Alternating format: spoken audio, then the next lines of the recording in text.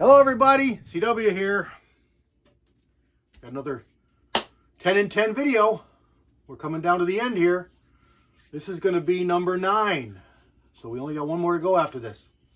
And these last two are going to be some super special ones for me. Just firearms that I really like, really enjoy, and really cherish. And this one here is going to be a twofer.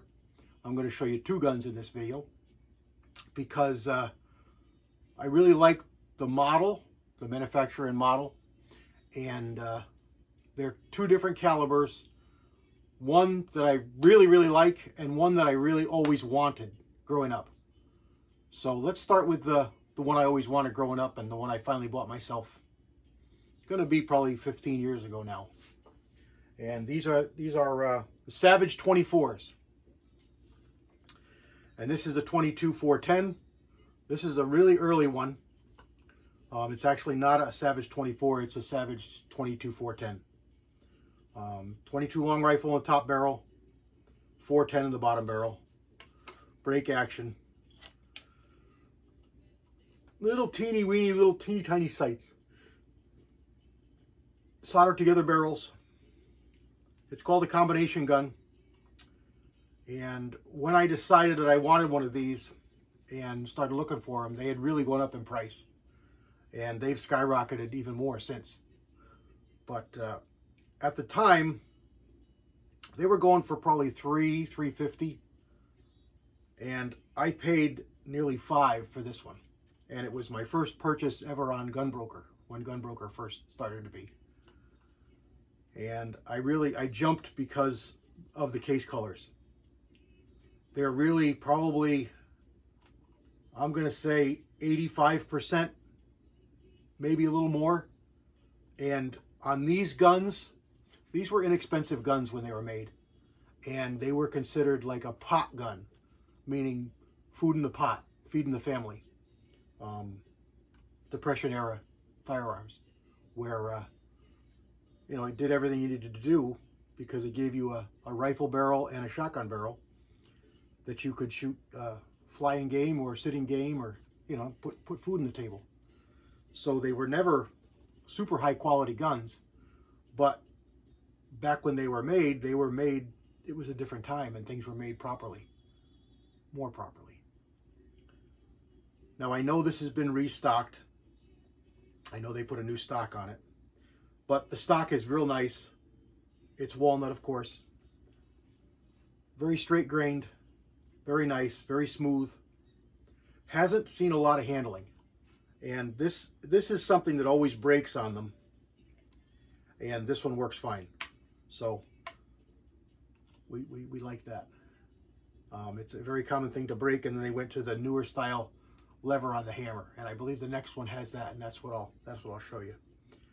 But another one that I've been hunting for, again, through this whole thing, you've learned that I'm a 22 Magnum nut. So I really want to find this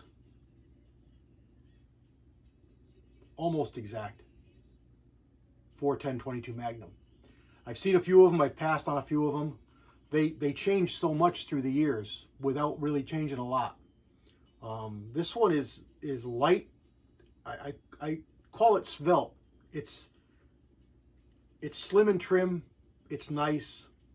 It's just a nice handling, feeling gun. It's perfect for bunnies around here, cottontails, snowshoes. You've got a long rifle barrel that you can shoot out, 50, 75 yards at a sitting bunny and hit them right in the head, no problem. And you've got a shotgun barrel when they run by you. Now, rabbits, bunnies, cottontails, we hunt them over beagles, and they like to run in circles. So you get nice close shots. Sometimes they're really fast, but more often than not, you've got a couple chances at that bunny if you miss the first one, or if he goes by too quick. So 410 is perfect for them. And it's a nice squirrel gun. I'm more of a 22 guy for squirrels than I am a shotgun guy for squirrels. Shotgun seems too easy. I'd rather snipe them with a long rifle. But shotgun's a whole lot safer in some areas. than sending a 40 grain bullet miles away. You really got to be careful that your impact of your bullet is going to go into a tree when you're shooting up in the air, or into a bank or a hillside when you're shooting on the ground.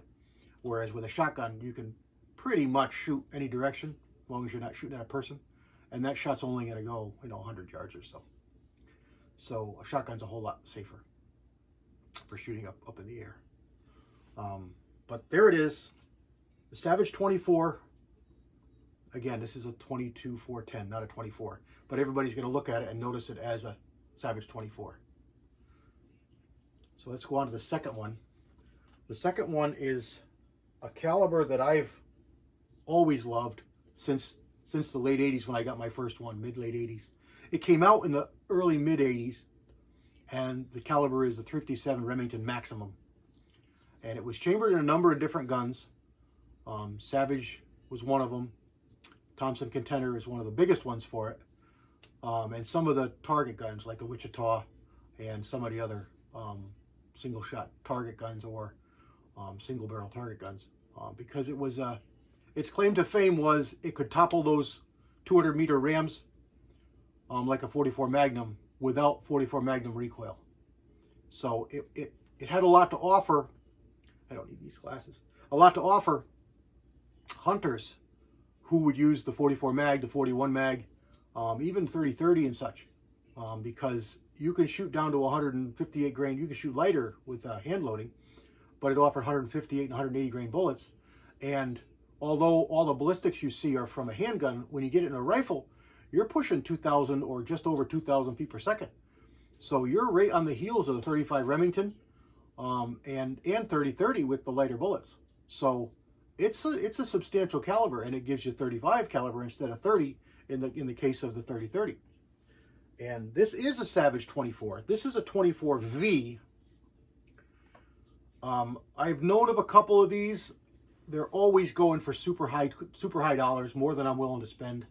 Either they're ratty, beat up, or just otherwise not worth the money people are asking. They're asking because of what it is, not what it could be, not what it is. Their gun is ratty. This one wasn't in great shape. It's got a lot of light pitting on the receiver, on the monoblock. This actually is not a monoblock, but on the receiver, on the upper, the barrels. But it's not, it's just through the bluing. It's just marked the bluing. It's not into the steel. And it had some issues inside. And there was a gunsmith in here doing some things, and he didn't ruin it, but he did he was a shade tree gunsmith. And I was able to fix it. I was able to get a new extractor and a new plunger, which is how this works. It's got a spring on the extractor like most shotguns. It doesn't throw them out, it just lifts them out. But it wasn't designed to have the power under the spring to lift them out. So they put a cam with a bar in, with a hook behind it, that hooks behind the extractor and lifts it out. And let me see if I can show you that here, so you know what I'm talking about. Okay, it's right here. Okay, here's that bar right there is the extractor itself, and this bar is the helper. So when you open it up like this, see the spring pushes the extractor right back? Well, if you had a fired case in there, it wouldn't have the power to do that because it sticks to the case walls a little bit. But as you open it, see that? See this come back? This comes back under power, not under a spring, under the lever. It's actually forced to come back. It has to come back. And it pushes the cases out of the chamber. And this is the same thing. It's a, it's an over-under. It's a combination gun. And I've got a nice old Burris compact 4-power scope on here. It's not a pistol scope. It's a rifle scope. They made these in the 80s, and it's called the compact line. And they're really nice for this kind of stuff. 24-inch barrel. This one is not soldered. There's a space. And this is common with the older barrels. They had a block in the front. And the reason was it was a little less expensive to produce, but also it gave you a little bit of regulation. And that's the big thing that's a problem with these guns, regulation. Let me make sure we're zoomed out, because of that last video there I had a problem. Regulation. So regulation is, you got a scope on this and it's got 2 barrels. So you want to make sure that the scope's going to work for both barrels. So you want it to impact close enough to the same point that you can use one sighting system. Now on these V's, this is a 24V, they did offer some high mount shoot through rings. I hate them. I absolutely hate them. It's the most awful thing you put on a gun to me. I know guys love them. On this gun, it actually would make sense. And the reasoning is, you've got 2 barrels. Most often they do not print to the same point of aim close enough to use one sighting. So having that ability to shoot through, you could use the factory iron sights for 1 barrel, and you could use an optic for the 2nd barrel. So it was great. They did offer some peep sights for these, but they were not so common, short-lived, and today if you find them, they're super expensive. These come apart like a regular shotgun. You just pull the fore end off and then slide the barrels off. So exactly like an over-under side-by-side shotgun made today.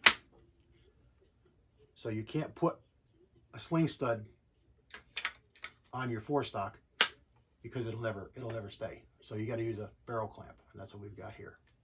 Now this one is exactly the same. This one came to me with a broken, badly broken and poorly repaired stock. This particular version is really hard for me to find wood for. There's a couple different versions of Savage wood, and this particular one is not so common. So I did finally find some, and I had to fit it. And fitting this style, it's like a 30-30. You know, it's got a big long tang in the back and a screw that goes through. Fitting this long style is tough. If you don't fit it properly, it'll crack again. So if you get contact in one place and not the other, it's going to transfer forces from that recoil into the stock, and it's going to crack. If you get it all in the back, it's going to split. If you get it all in the front, it's going to crack on the sides. So you really need to get it fit properly. And I spent a lot of time fitting this and getting it together. And I shot it, I don't know, maybe 2 range trips. And I saw I had cracks coming. So as careful as I fit it, I didn't get it good enough. So I took it back off, and I can't find another stock. You just can't. I keep my eyes open, but it's so hard. So I just pinned this one. I drilled it. I epoxied the back with, I hollowed it out and made it as thin as I could. I got a little fiberglass in there, and I pinned it, and I epoxied it, and I held it, and it's holding up really good. So, and I did a little better fitting. I relieved a little bit in the back, so it had a little more in the front to get a little better. I'm sorry, I did a little bit in the front to get it more in the back, so that I had a little more contact back there to transfer the forces equally.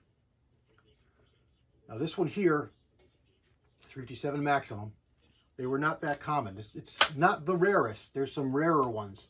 They made some stainless 24s. Those are probably one of the rarest ones. And then you get into calibers, and there's some rarer calibers. But this is really uncommon. You don't see many of these. So it's a hen's tooth.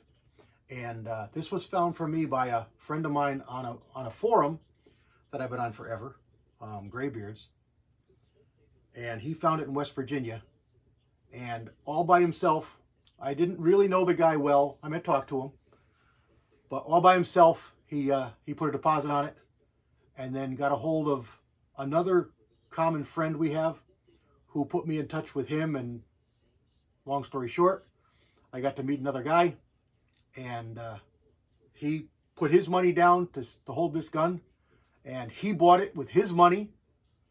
And then I sent it down to him, and he sent it off to my FFL, and I paid him.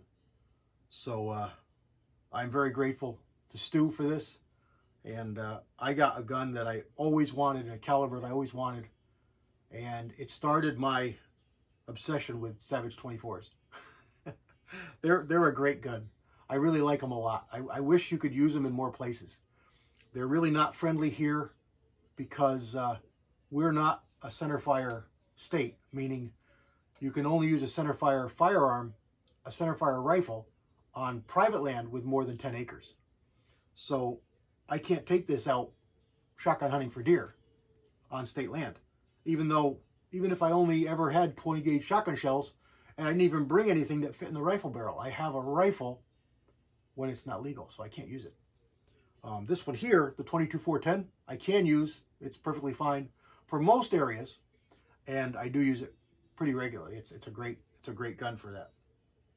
But there's even some property here, state land, but it's leased state land, so it's somebody actually owns it, not the state.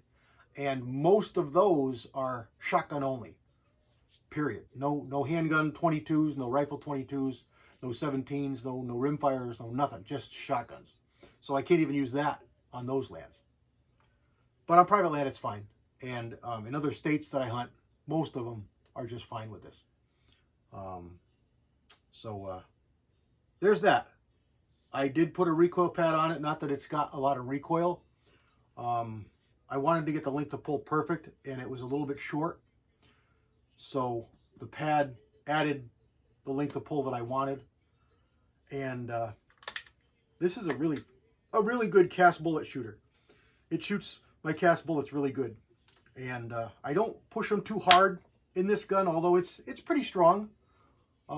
I don't want to take a chance on cracking this stock again, so I just use factory level loads, and it works really good. The triggers in these are not great, and you'll be challenged to find a gunsmith who will work on them, because they are a bugger to get apart. They're just difficult, and you take pins out and things fall out. You need like 6 hands. You need slave pins. It's not an easy thing. And this one here has the hammer that I was talking about before, and I'll show you that right now here. This is the new style hammer selector for the barrels. Let me get this to focus, and I'll show you here. I'll pull the hammer back, and that's the striker that hits the firing pin, the back of the firing pin, and it goes down for the 20 gauge barrel, and it goes up for the rifle barrel. So you can choose what barrel you have when you cock the gun. So if we're cocked here, ready to go, loaded up, you pull your hammer back, you can decide if you want the shotgun barrel to go, or if you want the rifle barrel to go, with just a switch like that. Sorry, I'm looking at so that's how that works. And it's a rebounding hammer. That's their safety. So if you don't pull the trigger, it won't go. You pull the trigger, and then the hammer can go forward. And this has got pretty good case colors too. And I'll show you that minor pitting in the bluing there. And it's really only through the bluing. It's not into the metal. But the colors are weak, but they're there. And it's a really nice gun. It's got pretty nice wood on it. Again, I changed this wood, but this here is factory. And there you go. I spent almost 20 minutes talking about 2 of my favorite guns for our 9th installment here. So let me just give you a little more views at a gun here. And I'll tell you, this is from Timmy at TreeTop Outdoors. And there's a bunch of guys doing these, and I'm sorry if I'm missing you, but I'm going to name a couple names here. Mark Thomas, Boomstick 779, Rob Hamilton, Walnut and Steel, 6-Shooter Texan, The Firearms Addict, The Nicholas Family, Gun Wild, and 8 Jeep Discovery. And I'm sure there's a couple more guys, and I'm sorry I'm missing you. Leave me some comments. Let me know who else is doing this, and I'll be sure to get over there and check them out. And I recommend that everybody does the same. Check out these channels. The guys have got some great videos out there showing you some neat old guns. All right. This is my 9th installment. We got one more to go. I got a sweet one for you for that. So, God bless everybody.